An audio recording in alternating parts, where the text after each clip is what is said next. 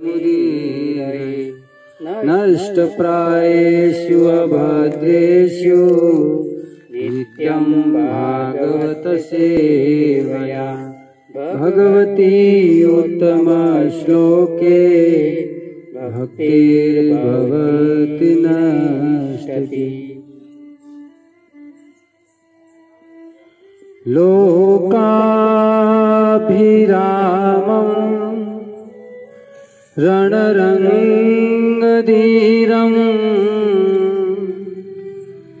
राजीवनेत्रम् रघुवंशनाथम् कारुण्यरूपम् करुणाकरन्तम् श्रीरामचन्द्रम् शरणं प्रपद्ये। श्रीरामचन्द्रं शरणं प्रपद्ये।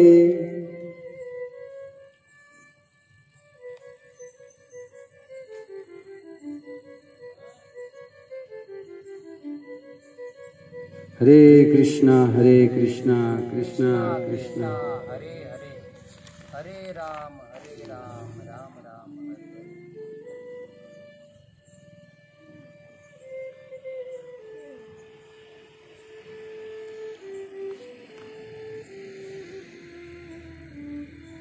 तो આજથી આપણે 7 દિવસ સુધી રામ કથા અહીંયા થશે।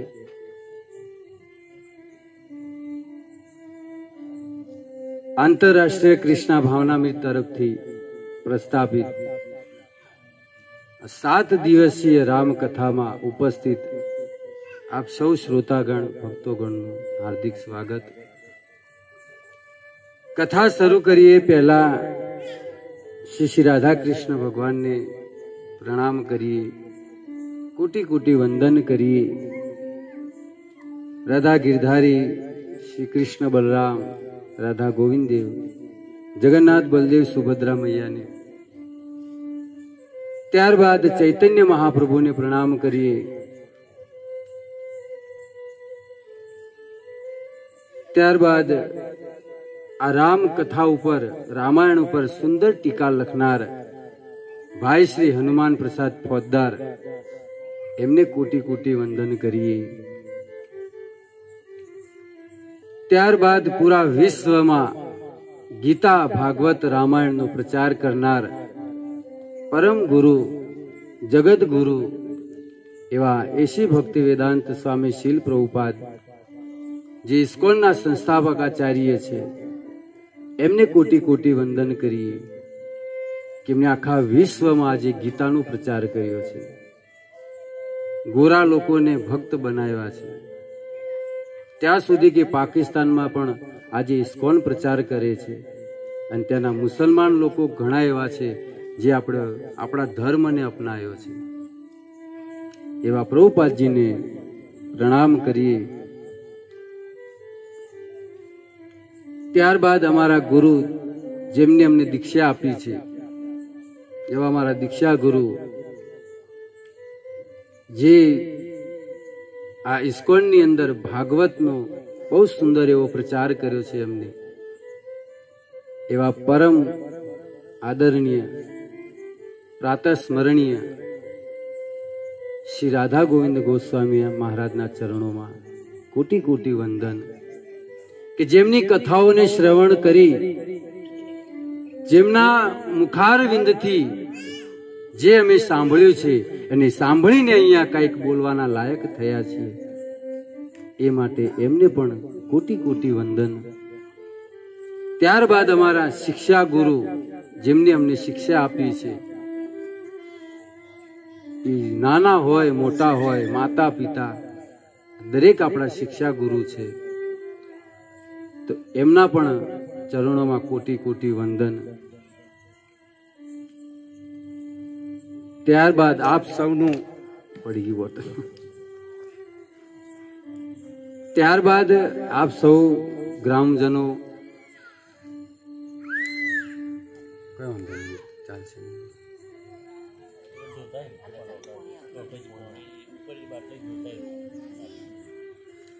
તમારા મનની અંદર બહુ સુંદર વિચાર આવ્યા. સૌથી પહેલા ઉદયસિંહના મનમાં કે નવરાત્રી બંધ રહેશે તો એ બંધ રહે પર્વમાં શું કરવું. તો વાસ્તવમાં બહુ સુંદર વિચાર આવ્યો કે 7 દિવસ એમને બેસી રહીએ એના કરતા ભગવાનના 2 શબ્દ કાને પડે તો બહુ સારું કહેવાય. અને એમને સપોર્ટ તમે ગામવાળા કરો છો એ પણ બહુ સુંદર સારી વાત છે. તો આપ સૌ શ્રોતાગણોનું પણ હાર્દિક સ્વાગત અને કોટી કોટી નમન.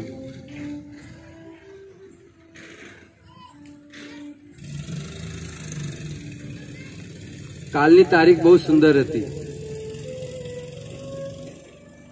કારણ કે કાલ 7 તારીખ હતી.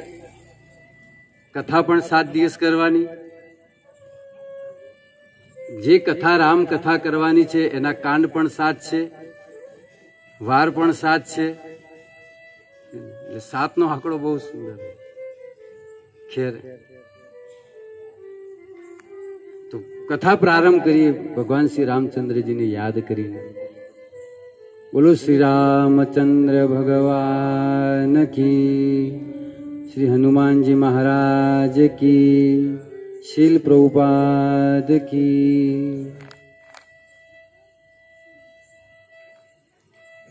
રામકથા આપ સૌ જાણો છો. રામકથાને કે ભાઈ રામકથામાં શું છે, ટીવીમાં બધાએ જોયું કે ભાઈ રામનો રાજ્યાભિષેક થવાનો હતો. એટલે મંથરાએ કઈના કાન ભર્યા, કઈ 2 વરદાન માગ્યા, એક ભરતની ગાદીને અને બીજું રામને વનવાસ. રામ વનવાસ લઈને એમના સાથે સીતા આવ્યા, લક્ષ્મણ આવ્યા, વનમાં ગયા. ત્યારબાદ સીતાજીનું હરણ થયું. આગળ જતા સુગ્રીવ સાથે મુલાકાત થઈ, હનુમાન સાથે મુલાકાત થઈ, ત્યાં મિત્રતા થઈ. સીતા માતાને ગોતવા માટે રામ સેતુ બંધાણો. આક્રમણ થયું, લક્ષ્મણને બાણ વાગ્યું, જડીબુટ્ટી હનુમાનજી લઈ આવ્યા. મેઘનાથનો વધ થયો, છેલ્લે કુંભકર્ણનો વધ થયો અને સૌથી છેલ્લે રાવણનો વધ થયો. રામ અયોધ્યા આવ્યા અને રાજ તિલક થયું રામનું. કથા પૂરી. ચલો પ્રસાદ છે. હલો આજ છે ને, બીજું શું છે રામકથા. છતાં પણ સંસારમાં આટલી કથાઓ કેમ થાય છે? રામકથા એ આપણા જીવનનું દર્પણ છે. 7 દિવસ આપણે કથા શ્રવણ કરશું ત્યારે છેલ્લા દિવસે આપણે જોશું કે હું કેવો લાગુ છું. જે 7 દિવસ કથા શ્રવણ કરી એમાં શું રાવણ જેવો છું કે રામ જેવો છું? રામકથા આપણા જીવનનું દર્પણ છે. જેવી રીતે ઓલા દર્પણની સામે આપણે ઉભા રહીએ અને આપણે જેવા હોય એવા દેખાઈએ, એવી રીતે આ રામાયણ પણ, આ રામકથા પણ આપણા દરેકના જીવનનું એક દર્પણ છે. આપણને ખબર પડે કે હું કેવો છું. અને આપણા દરેકના જીવનની અંદર નહીં કહેતા કે ભાઈ હાલ તો ઘેર ઘેર રોમેણ જ છે. એ જે રોમેણ શબ્દ શોર્ટમાં કહીએ છીએ રામાયણ, બધાને ઘેર ભાઈ રામાયણ છે. એટલે આપણા દરેકના જીવનની એક દર્પણ છે. ઉપદેશ મળે છે રામાયણમાંથી બહુ સુંદર સુંદર. ભાઈ ભાઈ સાથે કેવું વર્તન કરવું જોઈએ, સાસુ વહુ વચ્ચે કેવો સંબંધ હોવો જોઈએ, બહુ સુંદર શિક્ષા મળે છે. તો આપ સૌ જાણો છો કે ભાઈ આ સંસારમાં 4 યુગ છે. 4 યુગ: સતયુગ, ત્રેતાયુગ, દ્વાપરયુગ અને કલયુગ. અને 4 યુગમાં સૌથી ભયંકર કોઈ યુગ હોય તો આ કલયુગ છે. ભાગવતમાં કહે છે કે કલેર દોષે નિધે રાજન. આ કળયુગની અંદર ઘણા બધા દોષ છે. અને આ કળયુગના દોષોથી બચવા માટે 88,000 ઋષિ મુનિ, એક બે નહીં, 88,000 ઋષિ મુનિઓએ બધા એકત્રિત થયા અને બ્રહ્માજી પાસે જઈને કીધું કે બ્રહ્મદેવ, અમારે 1000 વર્ષ સુધી યજ્ઞ કરવો છે, એટલા માટે અમને કોઈ યોગ્ય સ્થાન બતાવો કે જ્યાં કળિયુગનો પ્રભાવ ન હોય. એટલે બ્રહ્માજીએ એક ચક્રનું નિર્માણ કર્યું અને ચક્ર જ્યાં જઈને એની ધાર ક્ષીણ થઈ, એક ક્ષેત્રનું નામ પડ્યું નેમિષારણ્ય. અને એ જગ્યાએ આ 88,000 ઋષિ મુનિઓ ત્યાં એકત્રિત થયા. 1000 વર્ષ સુધી યજ્ઞ કરવાનું અનુષ્ઠાન લઈને, 1-2 વર્ષ માટે નહીં. આપણે તો એક દિવસનો હવન કરવાનો હોય ને માતાજીનો, તો એ બોભણને કહેતા કે ભાઈ થોડું જલ્દી બતાવજે, હે ને, ગરમી લાગે છે. અને એક દિવસના હવનમાં તો કેટલી વાર તો ઉભા થઈને બહાર જતા આવ્યા હોય, ઘડીક પાણી પીએ કે તો ચા પીતાઈએ. અને આ 1000 વર્ષ માટે, અને એક પણ કેટલા 88,000 ઋષિઓ, 1 લાખમાં માત્ર 12,000 ઓછા. એ જ સમયે આ 88,000 ઋષિ મુનિઓ એકત્રિત થયા. એ જ સમયે સુખદેવ ગોસ્વામી, તમે નામ નહીં સાંભળ્યું હોય, ભાગવતમાં નામ આવે છે સુખદેવ ગોસ્વામી, જેમને પરીક્ષિત મહારાજની કથા શ્રવણ કરાવી હતી. એ સુખદેવ ગોસ્વામીના મુખેથી સૂત ગોસ્વામી કથા શ્રવણ કરી, કથા સાંભળી અને જે જગ્યાએ 88,000 ઋષિ મુનિઓ એકત્રિત થયા હતા એ જગ્યાએ આવ્યા. તો બધા ઋષિએ શું કર્યું કે ભાઈ યજ્ઞ રહેવા દઈએ, હવે યજ્ઞ કરવો નથી. સૂત ગોસ્વામી આયા છે અને સૂત ગોસ્વામીના મુખેથી આપણે બધા કથા શ્રવણ કરીએ. યજ્ઞ બંધ રહેવાનો અને બધા કથા સાંભળવા માટે બધા બેસી ગયા.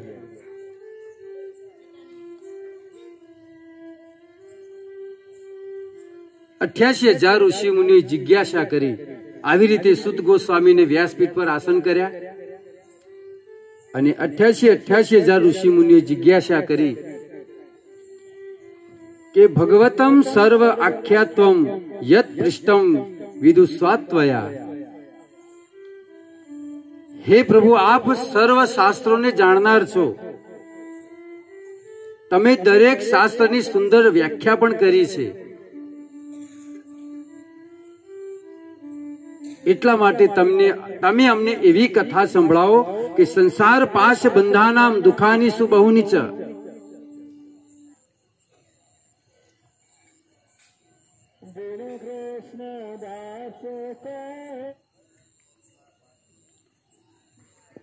કે એવી કથા સંભળાવો કે અમે બધા દોષથી દૂર થઈએ.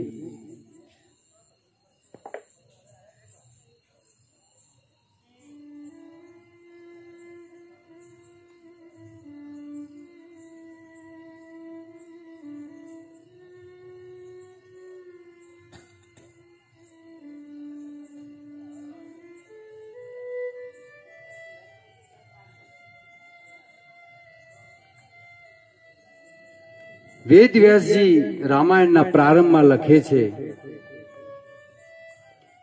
કે 88,000 ઋષિ મુનિઓએ આ કળિયુગના દોષથી બચવા માટે એમને વિચાર્યું હતું કે આ કળિયુગની આ દોષ એટલા ભયંકર છે, તો એમનેથી બચવા માટે એ લોકોએ વિચાર્યું હતું. આપણે નથી વિચારતા. એક જીવ ઉપર કેટલા બધા બંધન છે ખબર છે? ઘણા બધા. આપણા એક જીવ ઉપર મન, બુદ્ધિ, અહંકાર, કામ, ક્રોધ, લોભ, પત્નીનું બંધન, પુત્રનું બંધન, સમાજનું બંધન, માતા પિતાનું બંધન, જન્મ મૃત્યુનું બંધન, વૃદ્ધાવસ્થાનું બંધન, કેટલા બધા બંધન છે એક જીવ ઉપર. આપણે કોઈ વિચારતા નથી. અને એ વખતે ઋષિ મુનિઓએ વિચાર્યું હતું કે આપણા ઉપર આટલા બંધન છે, આ જીવ છૂટશે કેવી રીતે? એ તો બધા મુક્ત હતા, એમને કોઈને કથા સાંભળવાની જરૂર એમને નથી. એ કથા આપણા માટે લોકોએ જિજ્ઞાસા કરી, પ્રશ્ન કર્યા કે આ સમાજના માણસો આગળ જતા આનું અનુકરણ કરી અને પોતાના આત્માનું કલ્યાણ કરી શકે. અને બધાના બંધનનું કારણ છે આપણું મન. મન એવં મનુષ્યાણામ કારણમ બંધન મોક્ષે. આ મન આપણું જે છે ને એ જ આપણા કારણ, બંધનનું કારણ છે. એટલા માટે ઋષિએ કીધું કે હે પ્રભુ, ઘોર કળિયુગ આવી રહ્યો છે અને આ કળિયુગમાં અધર્મ નિતરાનામ, લોકો અધર્મી થઈ જશે, અધર્મના માર્ગે ચાલશે. ઘોરે કલયુગે પ્રાપ્તે વેદ માર્ગ બહિષ્કૃતે. કળિયુગની અંદર લોકો વેદોની વાતને નહીં માને, વેદોનો બહિષ્કૃત કરશે, તિરસ્કાર કરશે વેદોનો. અને આજે એવું થઈ રહ્યું છે. વેદોને, શાસ્ત્રને માનવા વાળું કોઈ નથી. કોણ માને છે? નથી ભાગવતમાં માનવા, નથી ગીતામાં માનવા વાળા. અને આજે એવો પાખંડ પણ ચાલી રહ્યો છે કે ભાઈ ગીતા નહીં વાંચવાની. કેમ? ગીતા વાંચે તો થાય શું કે એમની ખબર પડી જાય. એ જે પાખંડી હોય એમના પોલની ખબર પડી જાય ને કે ભાઈ ગીતામાં તો આમ કીધું છે, તમે કેમ આમ કહો છો? કૃષ્ણ તો આમ કે છે. એટલા માટે પોતાના રોટલો શેકવા માટે અને પોતાના ચેલાઓ છૂટી ના જાય એટલા માટે ગીતા, ભાગવત ને રામાયણ ને અધ્યયન કરવાનું ના પાડે છે. જે ગુરુએ કીધું એ જ બસ સાંભળો, બીજું કાંઈ નહીં. શાસ્ત્રનું સાંભળવાનું જ નહીં. એટલે કે છે કે ઘોરે કલયુગે પ્રાપ્તે વેદ માર્ગ બહિષ્કૃતે. વેદોનું અધ્યયન કોઈ નહીં કરે, વેદોનો તિરસ્કાર થશે. અને સ્ત્રીઓનો સ્વભાવ કેવો થશે? સ્ત્રીય સ્વપોષણમ પરા વેશ્યા પરણ ચરણ તત્પરાણ. સ્ત્રીઓનું આચરણ ઉલટા સ્ત્રીઓ જેવું થશે. આ કળિયુગના લક્ષણ કહી રહ્યા છે આ ઋષિ મુનિઓ કે કળિયુગમાં આવા બધા એંધાણ આવશે, લોકોનું જીવન આવું થઈ ગયું છે. પતિની વાતો નહીં માને સ્ત્રી.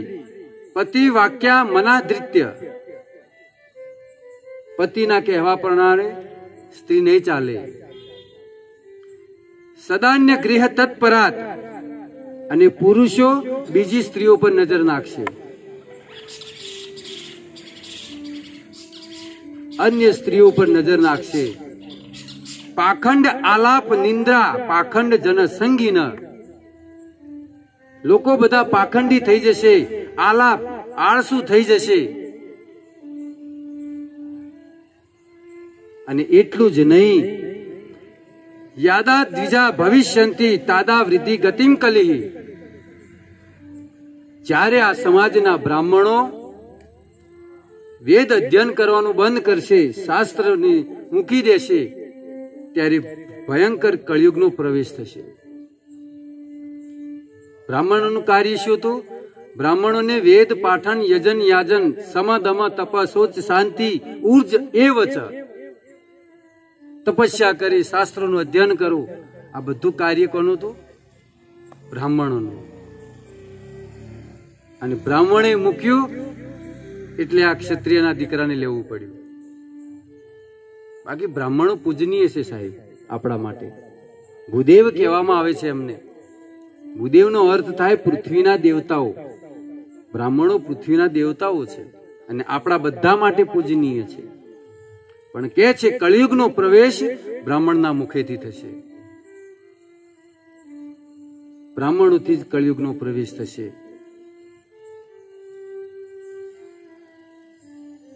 અને તમે જુઓ છો આ કાર્ય, તપસ્યા કરવી, સાધના કરવી કોણ કરે છે? શિખા રાખતા પણ શરમ આવે છે. શિખાઓ નથી રાખતા. ખેર એમનું જે જીવન હોય, પણ પરંતુ આ કાર્ય બ્રાહ્મણોનું છે. આગળ કહેતા કહે છે કે ઘોરે કલયુગે બ્રહ્મણ જનાનામ પાપ કર્મણામ. હે બ્રહ્મણ, બહુ પાપ વધશે. મન શુદ્ધિ વિહીનાનામ, મનની શુદ્ધિ કરવા માટે કોઈ પ્રકાર, કયો પ્રકાર છે કે જેનાથી મનની શુદ્ધિ થાય? એટલા માટે તમે અમને એવી કથા સંભળાવો કે અમે બધા કળયુગના દોષોથી મુક્ત થઈએ. આ ઋષિ મુનિઓ જિજ્ઞાસા કરી છે. કોની સામે? સૂત ગોસ્વામીને. અને સૂત ગોસ્વામી કોણ છે? સુખદેવ ગોસ્વામીના મુખેથી કથા શ્રવણ કરીને આવેલા. અને એવી કથા સંભળાવો કે જેનાથી ભગવાન પ્રસન્ન થાય. અને કથા હંમેશા ભગવાનને પ્રસન્ન કરવા માટે જ હોય છે. ભગવાન પ્રસન્ન થાય અને અમે અમારા મનની શુદ્ધિ કરી શકીએ, સંસારની શુદ્ધિ થાય. આટલી સુંદર જિજ્ઞાસા સાંભળી અને સૂત ગોસ્વામી કથા પ્રારંભ કરતા કહે છે, શૃણુત્તમ ઋષિએ સર્વે યદિષ્ઠમ વદામ્યહમ ગીતમ સનત કુમારાય નારદેન મહાત્મનઃ. તમારી જિજ્ઞાસાથી હું તમને કથા સંભળાવીશ. એ કઈ કથા? જે કથા નારદ મુનિએ સનત કુમારોને કહી હતી.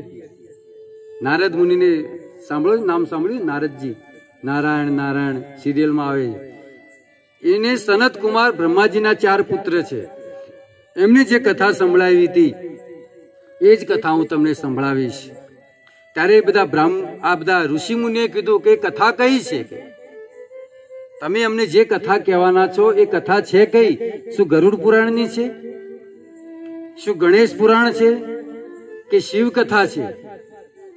કઈ કથા છે કે જેનાથી અમારા મનની શુદ્ધિ અને ભગવાનની તૃષ્ટિ અને પુષ્ટિ થશે? કઈ કથા છે? કેટલી સુંદર જિજ્ઞાસા કરી કે કઈ કથા છે. ત્યારે સૂત ગોસ્વામી કહે છે કે એ કથા કઈ છે? રામાયણ મહાકાવ્યમ યદિષ્ટમ વા વદામ્યહમ ગીતમ સનત કુમારાય દૃષ્ટ ગૃહ નિવારણ્યમ. આ કથા બીજી કોઈ નહીં, રામાયણની છે. આ કથા બીજી કોઈ નથી, ગરુડ પુરાણની નથી કે શિવ કથા નથી. આ કથા છે રામ કથા. અને ભક્તો, રામાયણને વેદ વ્યાસજીએ મહાકાવ્ય કહ્યું છે. મહાકાવ્ય, કાવ્યનો અર્થ થાય ગીત, કવિતા. રામાયણ આખી કવિતા છે. એને ગવાય, એને બોલાય નહીં. એને ચોપાઈઓ છે, બધી જ ચોપાઈઓ દરેક સુરમાં આપણે ગાઈ શકીએ. એટલે એને મહાકાવ્ય કીધું છે. એટલે તો રામાયણ ગદ્ય નથી, પદ્યમાં છે. Listen and poem. આ રામકથા એ ગાવા માટેની છે. અને ઋષિ મુનિઓ, સૂત ગોસ્વામી જે કથા સંભળાઈ બધી ગાયને જ સંભળાઈ છે. એક એક શ્લોક ગાયા છે, એક એક ચોપાઈઓ ગાઈ છે. અને આ રામકથાને, આ રામાયણને કેટલા લોકોએ લખી છે? રામાયણ 7 કોટી અપારા, 100 કરોડ લોકોએ લખી છે આ રામાયણને. અને છતાં પણ સર્વ વેદેશુ સંમતમ, બધા વેદોની સંમત છે આ રામાયણને. બધા વેદોની માન્યતા વાળું આ ગ્રંથ છે.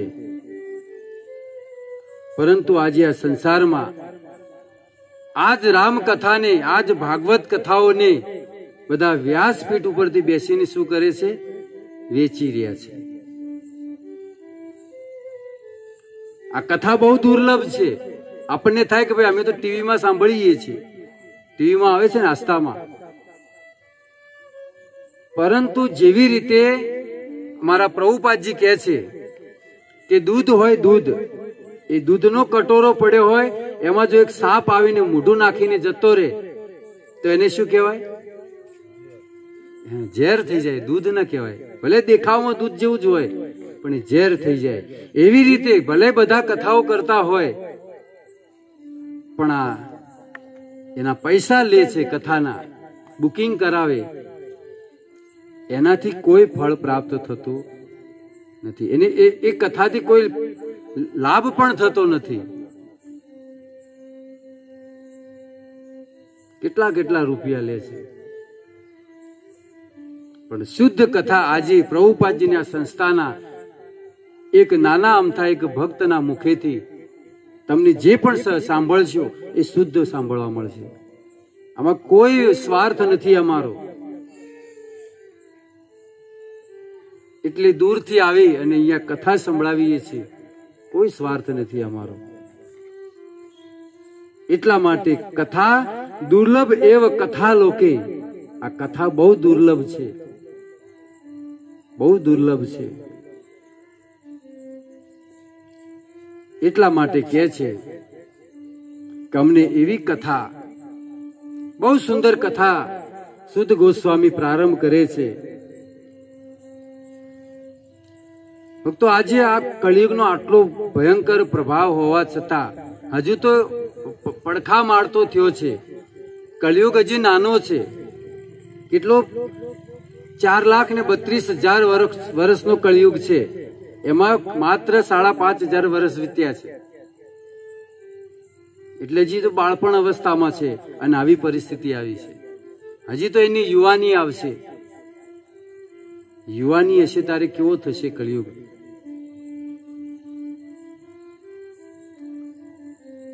એટલે બહુ સુંદર જિજ્ઞાસા કરી આ 88,000 ઋષિ મુનિ આપણા માટે, કે આવનારા લોકો આ કથાનું શ્રવણ કરે અને પોતાના આત્માનું કલ્યાણ કરે. બાકી એમની શું જરૂર હતી? એ તો દરેક લોકો તપસ્વી હતા, મુક્ત બધા આત્માઓ હતા. પણ આપણા માટે થઈને એ લોકોએ બહુ સુંદર પ્રશ્નો કર્યા, જિજ્ઞાસા કરી.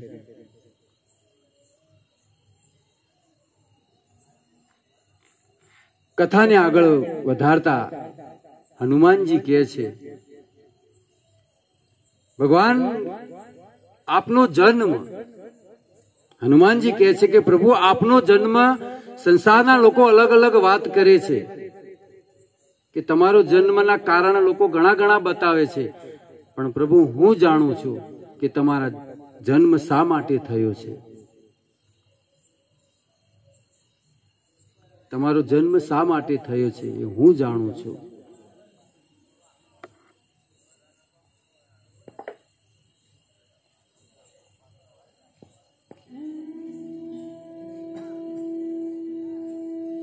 પ્રભુ, તમારો જન્મ કોઈ રાવણને મારવા માટે નથી થયો. તમારો જન્મ ધર્મની સ્થાપના કરવા માટે પણ નહીં. શું કે છે? મર્ત્ય અવતારમ મર્ષ્યતુ શિક્ષણમ રક્ષા વદાય એવનમ કેવલમ વિભો. તમારો જન્મ શા માટે થયો છે? મર્ત્ય અવતાર એટલે તમે મનુષ્યનો અવતાર લઈ અને આ સંસારના લોકોને શિક્ષા આપવા માટે તમે અવતાર લ્યો છો. તમે કઈ રાવણને મારવા માટે અહીંયા આવતા નથી. અને વાત પણ સાચી છે કે ભગવાનને રાવણને મારવા માટે અહીંયા આવવા જરૂર નથી. એમની ભૃગુટીથી માત્ર, એક ભૃગુટી માત્રથી સંસારનું સંચાલન થાય છે. હવે એક તુચ્છ એવા રાવણને મારવા માટે રામને અહીંયા કઈ ધક્કો ખાવાની જરૂર નથી. એમના કણ કણ, એમના શરીરમાંથી રોમ રોમ રામ રોમ અંદરથી અનંત કોટી બ્રહ્માંડો નીકળે છે. એવા બ્રહ્માંડની અંદર અલગ અલગ બ્રહ્માઓ. અમે ક્યાં એક કીડી જેવડો, મકોડા જેવડો રાવણ, પણ ભગવાન આવે છે પોતે શિક્ષા આપવા માટે, પોતે મનુષ્યનો દેહ ધારણ કરી અને આપણા જેવા લોકોને આપણ આચરેથી પ્રભુ જીવેરે શીખાય. પોતે મનુષ્યનો અવતાર લઈને આપણને શીખવાડે છે કે જીવન કેવું જીવવું જોઈએ. ભગવાન સ્વયં અહીંયા આવે છે આપણને શિક્ષા આપવા માટે. તો આ રામાયણની અંદર ટોટલ 7 કાંડ છે. પહેલો કાંડ છે બાલકાંડ. બાલકાંડ જે છે ભગવાનના ચરણ છે. બાલકાંડનું શ્રવણ કરવાથી આપણા અંદર દ્રઢતા આવે. ત્યારબાદ છે અયોધ્યાકાંડ. અયોધ્યાકાંડ ભગવાનની બંને જંગાઓ છે. આ 7 કાંડના ભગવાનના 7 અંગ છે. અરણ્યકાંડ છે એ ભગવાનનો કટીનો ભાગ છે, કમરનો ભાગ. કિષ્કિંધા કાંડ છે એ ભગવાનના બંને વક્ષ સ્થળ છે. જે કિષ્કિંધા કાંડની અંદર ભગવાને બધા ભક્તોને પોતાના હૃદયથી લગાયા.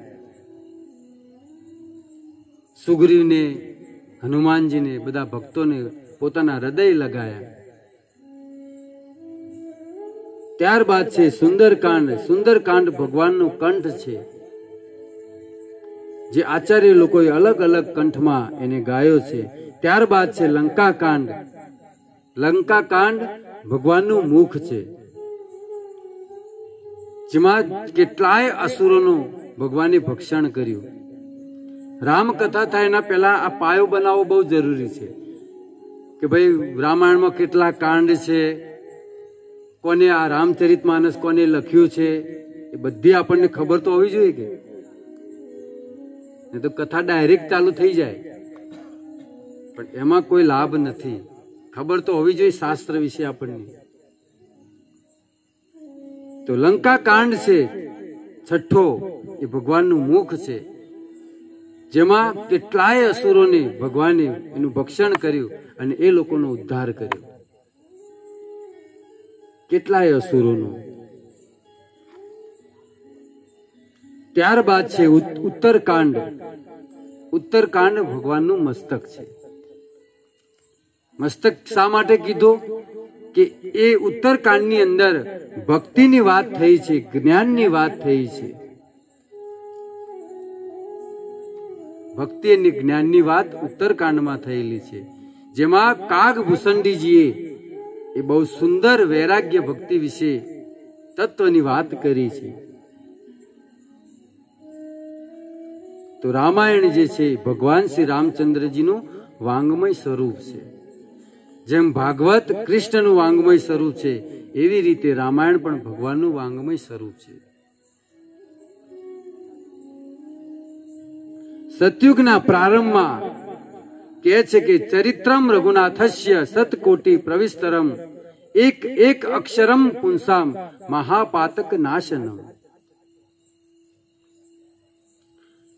વાલ્મીકીજીએ એક બહુ સુંદર રામાયણની રચના કરી, વાલ્મીકીજીએ. અને એના પછી હનુમાનજીએ પણ એક રામાયણની રચના કરી. હનુમાનજીએ પણ એક રામાયણ લખ્યું છે, જેને હનુમાન નાટ્ય તરીકે પ્રસિદ્ધ થયું. તો હનુમાનજીનો કોઈ ઉદ્દેશ્ય નહોતો કે હું રામાયણ લખું, પણ બેઠા હતા. જ્યારે યુદ્ધ પતી ગયું, ભગવાનનો રાજ્યાભિષેક થયો અને હનુમાનજી વિચારમાં આખી લીલા વિચારતા હતા અને એમાં લખે ગયા. તો આખી રામાયણ લખાઈ ગઈ. અને એ રામાયણ લઈ અને એ વાલ્મીકી પાસે ગયા અને વાલ્મીકીજીને કીધું કે જુઓ તો ખરા મારી રામાયણ કેવી લખી છે મેં. તો વાલ્મીકીજી આખી રામાયણ વાંચીને એમને વિચાર આવ્યો કે ઓહો, આ તો મારા કરતા પણ સુંદર રામાયણ લખી છે. વાત પણ સાચી, હનુમાનજીથી સારી રામાયણ બીજું કોણ લખી શકે? ભગવાનના પરમ ભક્ત તો હનુમાનજી છે, તો એમનાથી સુંદર રામકથા બીજું કોઈ ના લખી શકે. તો વાલ્મીકીજીને સ્વાભાવિક થોડી ઈર્ષ્યા થઈ, અથવા ભગવાનની પ્રેરણા, ભગવાનની ઈચ્છાથી કે જો આ હનુમાનજીની રામાયણ જો સંસારમાં પ્રગટ થશે તો મારી રામાયણની કોઈ વેલ્યુ રહેશે, મારી રામાયણ કોઈ નહીં વાંચે. એટલા માટે હનુમાનજીને કીધું કે તમારી આ જે રામાયણ છે એને તમે નદીમાં પધરાવી દો. એટલે હનુમાનજીને જઈ અને નદીમાં પધરાવી દીધી. પણ હનુમાનજીને દુઃખ થયું કે તમે આવું કામ કેમ કર્યું? તમે તો સતયુગમાં તમારો જન્મ થયો છે અને આવા કળયુગમાં માણસો જેવો તમે વિચાર કરો છો. તમારું મન, તમારા વિચારો કળિયુગના માણસો જેવા છે. જાઓ, હું તમને શ્રાપ આપું છું. હનુમાનજીએ વાલ્મીકીજીને શ્રાપ આપ્યો કે હું તમને શ્રાપ આપું છું કે કળિયુગમાં આ જ નદીમાંથી આ જ રામાયણને બહાર કાઢી અને તમારે લોકો સુધી પહોંચાડવું પડશે. સમાજમાં આને પ્રગટ કરવું પડશે તમારે. અને બીજો શ્રાપ એ આપ્યો કે તમારે કળિયુગમાં જન્મ પણ લેવો પડશે. જન્મ લઈ અને આનો પ્રચાર કરવો પડશે. એટલે કળિયુગની અંદર આ વાલ્મીકીજી પોતે તુલસીદાસજીના રૂપમાં પ્રગટ થયા. તુલસીદાસજી સ્વયં વાલ્મીકીજી છે, બીજું કોઈ નથી. અને તુલસીદાસજીએ શું કર્યું? ભાષા રૂપમ કરિષ્યતિ, ભાષાંતર કર્યું. ભાષાંતર શું કર્યું કે જેમ કે સંસ્કૃતમાં લખેલું હતું તો તુલસીદાસજીએ ગ્રામીણ ભાષામાં લખ્યું.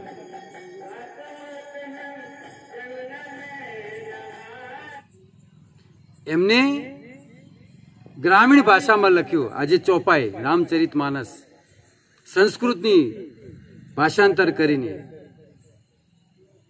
રામચંદ્રમ કથા સાધ્વીમ કલો દેવી ભવિષ્યતિ. અને આ વાક્ય ભવિષ્ય પુરાણમાં લખેલું છે કે વેદ વાલ્મીકીજીએ આ રામાયણની પ્રાગટ્ય એમને કર્યું છે તુલસીદાસજીના રૂપમાં. અને પ્રભુપાદજી પણ કહે છે કે જો આપણે આપણા જીવનની અંદર પ્રગતિ કરવી હોય, આગળ વધવું હોય તો બે જણની વાણીનો પ્રચાર કરવો પડશે. એક તો તુલસીદાસજીનો અને બીજો ચૈતન્ય મહાપ્રભુની વાણીનો. આ બંનેની વાણીનો આપણે પ્રચાર કરવો પડશે. ગોસ્વામી તુલસીદાસજીનું જીવન ચરિત્ર બહુ અદ્ભુત છે. તુલસીદાસજીનો જન્મ તીર્થરાજ પ્રયાગની થોડીક 15 કિલોમીટર દૂર યમુનાના કિનારે બાંદા જિલ્લાની અંદર રાજાપુર નામનું ગામ છે. એમાં તુલસીદાસજીનો જન્મ થયો હતો. એમના પિતાનું નામ હતું આત્મારામ દુબે, એમની માતાનું નામ હતું હુલસી દેવી. આજ રામચરિત માનસ જેની રચના કરી એ તુલસીદાસજીની જન્મની. એમનો જન્મ ક્યાં થયો હતો? રાજાપુર ગામની અંદર. એમના પિતાનું નામ હતું આત્મારામ દુબે અને એમની માતાનું નામ હતું હુલસી દેવી.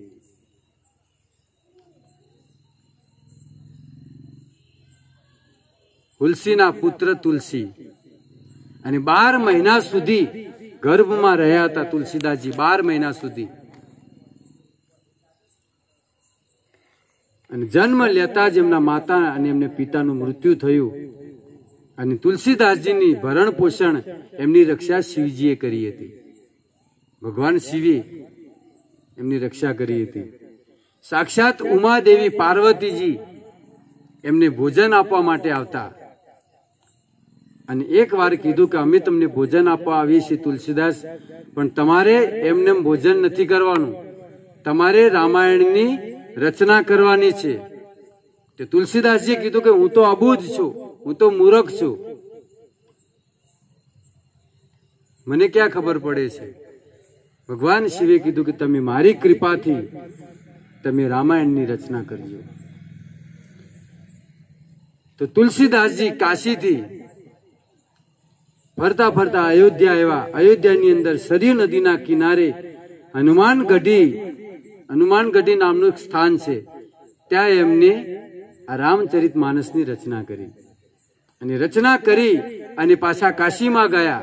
અને કાશીમાં ગયા પછી આ પંડિતોએ, કાશીના વિદ્વાન પંડિતોએ આનો વિરોધ કર્યો કે ભાઈ આ તો ગ્રામીણ ભાષામાં લખી દીધું છે, આ તો માયાવાદી ગ્રંથ છે.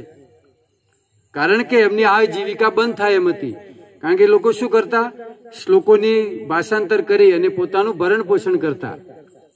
પણ હવે કોણ કરશે? આ તો હવે આપણું કોઈ પાસે કોઈ આવશે જ નહીં. આ શાસ્ત્ર જો બહાર પડશે તો રામચરિત માનસ બધાને સમજણમાં આવે. ગામનો માણસો એ વાંચે તો એને ખબર પડે. પણ જે વાલ્મીકી રામાયણ છે જે સંસ્કૃતમાં, એ આપણને ખબર પડે નહીં, ન ખબર પડે. તો આ બધા પંડિતોએ વિરોધ કર્યો. ત્યારે તુલસીદાસજીએ કીધું કે મેં આજે રામચરિત માનસની જે રચના કરી છે એ મેં શિવજીની કૃપાથી, શિવજીના આદેશથી મેં કરી છે. તો કાશીના પંડિતોએ કીધું તો શિવજીને પ્રમાણ આપવું પડે, જો શિવજીની આદેશથી તમે કર્યું હોય તો એક મંદિરની અંદર આ રામચરિત માનસને રાખવામાં આવ્યું. આ રીતે શિવજીનું મંદિર હતું, ત્યાં મૂકવામાં આવ્યું. રાત્રે બંધ થયું પટ, અને બીજા દિવસે સવારે આવી અને આને જોયું તો ભગવાન શિવની સહી હતી, સત્યમ શિવમ અને સુંદરમ. આ સત્યમ શિવમ અને સુંદરમ બીજું કાંઈ નહીં, ભગવાન શિવની સિગ્નેચર છે, જે રામચરિત માનસ ઉપર સ્વયં ભગવાન શિવે કરી. ત્યારે બધા પંડિતોએ એને માન્ય આપ્યું. છતાં પણ બધા ઈર્ષાળુ લોકો તો હોય જ છે. એ લોકોએ રાત્રિના સમય આ ગ્રંથને ચોરી કરવા માટે 2 ચોરોને મૂક્યા. મધુવા અને શીકવા નામના 2 ચોરોને ચોરી કરવા માટે મોકલ્યા કે તમે જાઓ અને ગ્રંથને ચોરી કરી લો. તો આ બંને ચોર ચોરી કરવા માટે આવ્યા. તો તુલસીદાસજીની ઝૂંપડીની આજુબાજુમાં 2 છોકરાઓ રક્ષા કરતા હતા ઝૂંપડીની. પીતાંબર પહેરેલું શ્યામ વર્ણના અને ગૌર વર્ણના. તો આ બંને ચોર આવ્યા તો બંનેને ધમકાયા. આ બંને છોકરાએ કે જો તમે અહીંયા ફરી વાર ના આવ્યા તો તમારા બંનેનો વધ કરી નાખીશું. તો આ બંને ચોર પાછા પંડિતો પાસે ગયા અને ત્યાં જઈને કીધું કે તુલસીદાસજીએ તો કોઈ 2 સિક્યુરિટી વાળા રાખ્યા છે. એટલે કે તુલસીદાસજીને ખાવાના તો ફોફા છે, સિક્યુરિટી વાળા રાખ્યા ક્યાંથી? એટલે કે કેવા હતા કે, એટલે કે પીતાંબર પહેરેલું હતું, એક હતા શ્યામ વર્ણના અને બીજા હતા ગૌર વર્ણના. ત્યારે ઓલા પંડિતો બધા સમજી ગયા કે આ બીજું કોઈ નહીં, સ્વયં ભગવાન આ શાસ્ત્રની, આ ગ્રંથની રક્ષા કરવા માટે ભગવાને અહીંયા આવવું પડ્યું. ત્યારે બધા બ્રાહ્મણોએ એ ગ્રંથને માન આપી. છતાં પણ આજે પણ લોકો એમ જ કહે છે કે આ માયાવાદી ગ્રંથ છે, તિરસ્કાર કરે છે. હજુ પણ અપનાયો ઘણા લોકો નથી પણ અપનાવતા.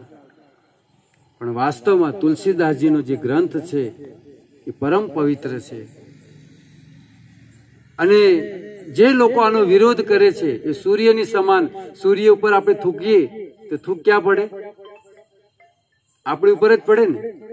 એવી રીતે આ રામચરિત માનસનો જે પણ વિરોધ કરે છે એ વિરોધ કરવા વાળાને પાપ લાગશે, એને જ અપરાધ લાગશે. અને બીજી વસ્તુ કે આપણે જો કોઈ બીજામાં દોષ જોતા હોઈએ તો એ સમજવું કે આપણી અંદર દોષ છે.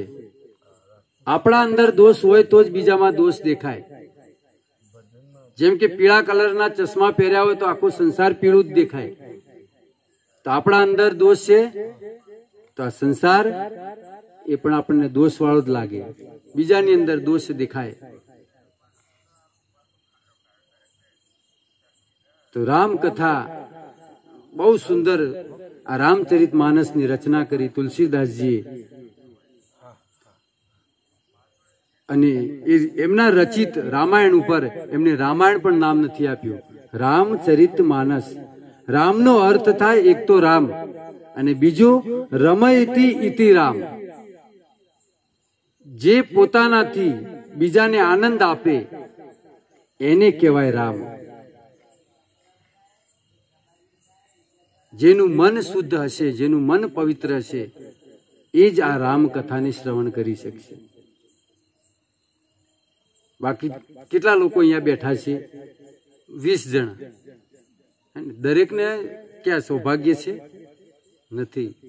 જો હમણાં બીજું કઈ પ્રોગ્રામ હોય કે ભવાઈનો કેવો કઈ પ્રોગ્રામ હોય તો કેટલાય લોકો આવે. કેમ? કે કળિયુગ છે. કળિયુગને આવું બધું જ ગમે. સારા કાર્યથી, પુણ્યના કાર્યથી બધા માણસો પાછા હટે. પણ જો આવું બધું કાર્ય થતું હોય તો એમાં ઘણા લોકો આમ ભીડ જમાડની હોય. એટલે બધાને સૌભાગ્ય નથી આ રામકથા. 15 મિનિટ લઈ અને આપણે પૂરું કરી દઈએ.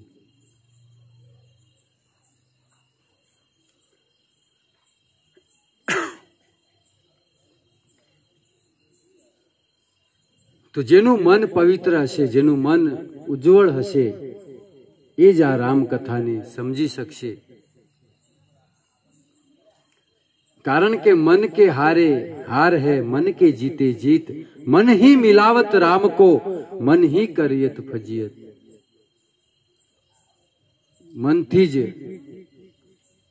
મનથી હારે હાર છે. જો કોઈ વ્યક્તિને જીતવો હોય તો એના મનને જીતી લઈએ તો જીતી જવાય. બાકી આખા સંસારને તમે જીતી લો, પણ જો કોઈનું મન તમે ન જીતી શક્યા તો એ જીત્યા નથી. ભરત રાજાએ એને આખા દુનિયા પર રાજ કર્યું, પણ એમના ગુરુએ કીધું કે તમે હજી કોઈનું મન જીત્યા નથી, એટલે તમે હારેલા જ છો. મનનો અર્થ થાય,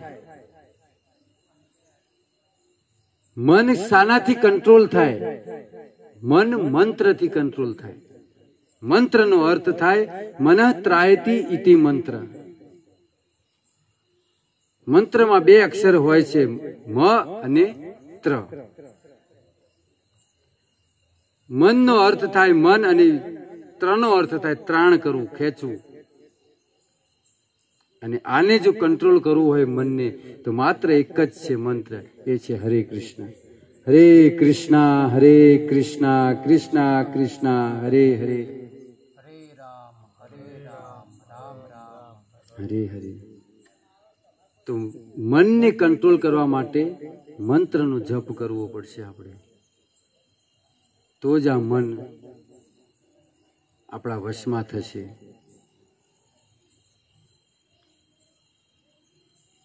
બાકી મન કોઈના વશમાં રહેતું નથી. આપણે ભલે અહીંયા બેઠા હોઈએ, પણ મન ક્યાંક બીજે જશે, હે ને? મન ક્યાંક બીજે લઈ ગયું હોય, ફરીને વળી પાછું અહીંયા આવે, વળી થોડી વાર બીજે જાય, પછી કે ના હું કથામાં બેઠો, વળી પડી પાછું આવે, થોડી વાર વળી પાછું બીજે ભટકતું હોય ને, ઘેર ગયું હોય, તાળું ખુલ્લું છે, વાખેલું છે, શું છે, હે ને? બધી જગ્યાએ મન આપણું, મન જો આપણા વશમાં હોય તો બધું જ છે, પણ એ વશમાં રહેતું નથી. તો મનને સાફ કરવા માટે, જેવી રીતે કાચ સાફ કરવા માટે સાબુ છે, ઘણી બધી વસ્તુઓ છે, તો મનને સાફ કરવા માટે કોઈ વસ્તુ ખરી? તો મનને સાફ કરવા માટે એક જ છે, એ છે આપણો હરે કૃષ્ણ મંત્ર. દિન પ્રતિદિન રોજ હરે કૃષ્ણ મંત્રનું જપ કરવું જોઈએ. રામ નામ આવડે તો રામ નામ, જે આપણે જેમાં શ્રદ્ધા હોય એનું નામ લેવાથી આપણું મન શુદ્ધ થશે. તો બીજી કથા શું વિચારીએ કાલે? સમય થઈ ગયો. તો કાલે શિવજીના વિવાહ, અહીંયા શિવ વિવાહ કરાવી દઈશું, અને પરમ દિવસે રામ જન્મ કરાવી દઈશું. જય શ્રી પ્રભુપાદ.